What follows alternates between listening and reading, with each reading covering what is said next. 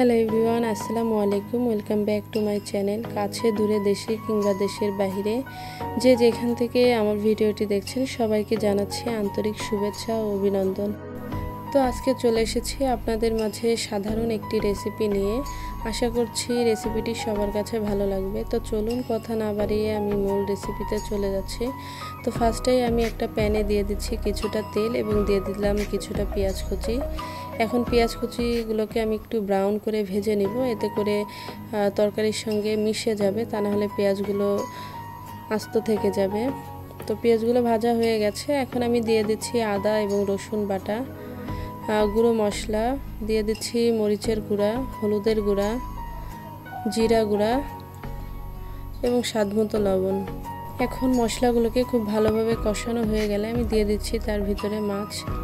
এখন মাছগুলোকে আমি খুব ভালোভাবে মশলার সঙ্গে কষিয়ে আমি মাছগুলোকে উঠিয়ে নিব। তো আমার মাছগুলোকে উঠানো হয়ে গেছে। আমি দিয়ে দিচ্ছি কিছুটা আলু। আমি 2টা আলু কেটে টুকরো করে নিয়েছি।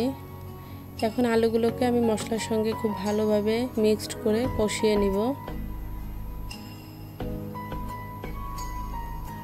তো আমি একটি ঢাকনা দিয়ে ঢেকে দিচ্ছি যাতে আলুটা খুব ভালোভাবে কষানো হয়ে যায়। আলুটি কষানো হয়ে গেছে। এখন আমি ঝোলের জন্য দিয়ে দিচ্ছি পানি। তো ঝোলটা বলক এসে গেছে। আমি দিয়ে দিয়েছি তার ভিতরে মাছগুলো। এখন মাছগুলো হয়ে আসলে আমি দিয়ে দিব তার ভিতরে কিছুটা টমেটো এবং আর কিছুক্ষণ রান্না করে আমি নামিয়ে নিচ্ছি। তো দেখুন আমার পরিবেশন করা হয়ে গেছে। আমি একটা বাটিতে পরিবেশন করে নিয়েছি। তো আশা করছি সবার কাছে রেসিপিটি ভালো লাগবে। যদি ভালো লাগে অবশ্যই একটি লাইক দিয়ে দেবেন। তো আজকের ভিডিওটি এই পর্যন্তই। দেখা হবে অন্য কোনো ভিডিওতে। সেই পর্যন্ত সবাই ভালো থাকবেন, সুস্থ থাকবেন। আল্লাহ হাফেজ।